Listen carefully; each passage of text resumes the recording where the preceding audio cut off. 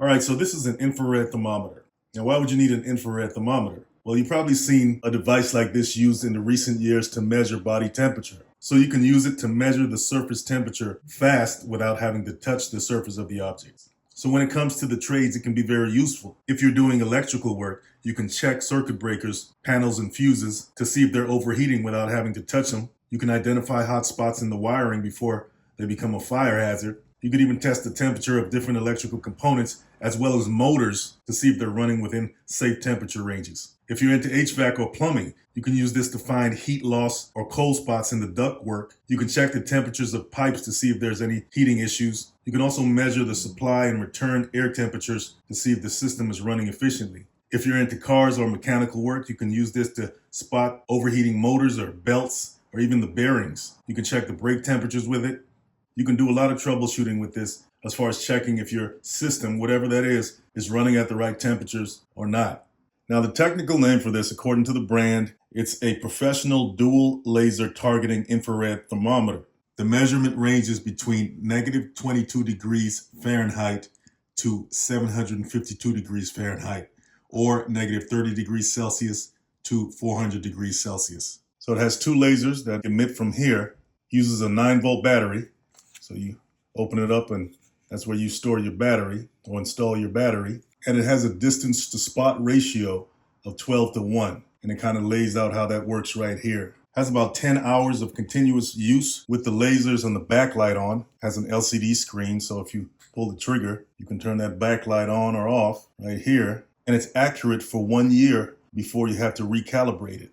Now, I've done videos on laser devices before, and you should know that you got to be careful with these things. You don't want to look at a laser. You don't want to point this in your eye or anyone else's eyes. There's the warning labels right there.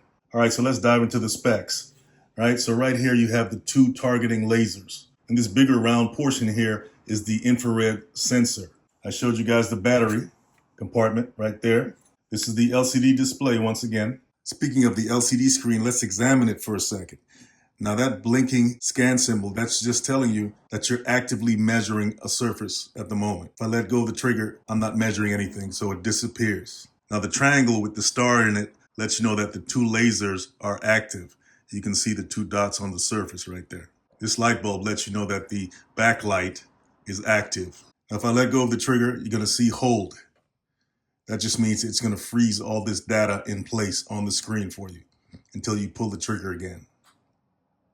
Now the F is the Fahrenheit symbol, and if you were measuring Celsius, you would see a C with the degree symbol. Now that right there is the audible icon. You can enable this if you want an audible alarm when you reach a certain temperature limit. You can also disable it as well. This funny looking E, or backwards looking number 3, stands for emissivity. Now emissivity just measures the thermal energy coming from a surface by way of radiation. Different surfaces like metals, wood, or masonry emit thermal energy through radiation. And these different materials have different emissivity coefficients that an accurate measurement is based on. Now right here you see an emissivity value of 0.81 coming from the surface of this wooden table here. But this particular model captures a range of thermal energy from 0.1 to 1.0. Shiny surfaces like whiteboard or chrome have a lower emissivity than flat black materials. And we all know that black or darker materials absorb heat, so that would make sense. The manual gives you a chart of different materials. As you can see, they have asphalt, gray brick, porcelain, ceramic, cotton cloth, and it gives you their emissivity coefficients so you can cross-reference your measurements. Now, if you notice the screen going on and off, if you let go of the trigger, it'll automatically default to a blank screen and no light. So you have to hold the trigger down when you're measuring. Also, when you let go of the trigger, it'll hold that measurement in place for you. Then you have these buttons here. This right here is the control button. It'll cycle through the different modes. Now, according to the instructions, when you're measuring the temperature of a surface, the meter will continuously sample the surface being measured. It'll measure the maximum temperature of that surface, and you can find that out by going to the maximum mode. Right now it's on the minimum, so all you have to do is press the mode button and you see max here, okay? Then it'll cycle through to the average temperature, and that'll be the average of the sample measurements taken. Then you can cycle to this mode. It says DIF, and that'll tell you the difference between the maximum and minimum temperatures measured. And then lastly, you have minimum again, and that'll just tell you the minimum temperature measured. And if you want to exit the mode menu, just press the mode button once more. Now this next button in the middle is the set button. Pressing this will allow you to cycle through the different settings. All right, so with my finger off the trigger, because I can't adjust any settings while I'm scanning, so I just press the set button, and you'll notice that the emissivity starts to blink first, and I can adjust the settings for that or the values by using the down button or the up button. It's going down 0.79, 0.78, or I can set it at 0.81, 0.82 on up. And then if I press the set button again, it'll jump to the Fahrenheit symbol, and I can adjust that to Celsius. And notice how it changes to Celsius. And then if I press set again, I can enable my audible alarm. And here I can adjust the temperature for my high or low limits. Right here is at 367.7 degrees Fahrenheit. That's my high limit. And my low limit is 32 degrees Fahrenheit. I can adjust that to whatever you want. So that's how you adjust your settings. All right, so let's enable our lasers so we can see it on the surface. So you release the trigger and you press this button for a little extended period, and you see that symbol pop on right there.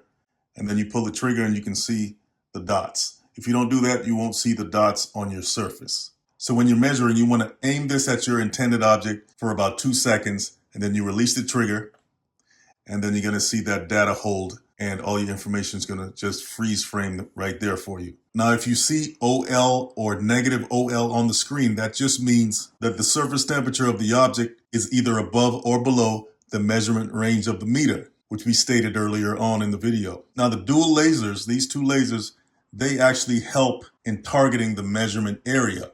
The distance between these two laser dots is equivalent to the diameter of a circle. So if we just imagine a circle going around these two dots right here, around the edges of these two dots, and this distance between the two dots would be the diameter of that circle. And that circle and anything in it would represent the measurement area. So that's where this meter is extracting all its data from, is the area of that circle. So this sensor is collecting the data within that circle. Now, the farther away the meter is from the object, the wider those dots become, which means the bigger the circle becomes. So as I pull it back, notice how the dots are getting wider and wider and wider. And that would be the measurement area in that circle. Now, we mentioned the distance to spot ratio on this meter is 12:1. And that just means that for every 12 inches of distance from your target, the measurement circle will be 1 inch in diameter. So if I move it back 2 feet, that circle is going to have a 2-inch diameter, meaning that the distance between those two dots is going to be 2 inches. If I move it back, say 48 inches, the distance between those two dots, or the diameter of the circle, is going to be 4 inches. And that's going to be the measurement area. FYI, they do have other models that have a 10:1 ratio, and they have one that's a 20:1 ratio, which means you can stand even farther back and still get a precise reading on a small target. So the higher ratio number, the more precise it'll be, and it's better for small targets at a distance. So you can't get close to that thing for whatever reason.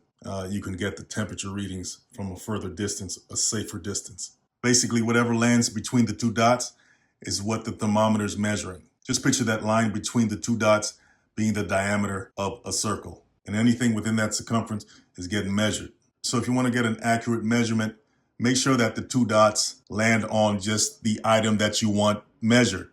Say one dot lands on a breaker and a panel, and the other dot lands on the metal frame. It's going to get a blend of both as far as temperature. So you want to make sure that both dots are on the breaker. So all you would do is just move closer until they land where you need them to land.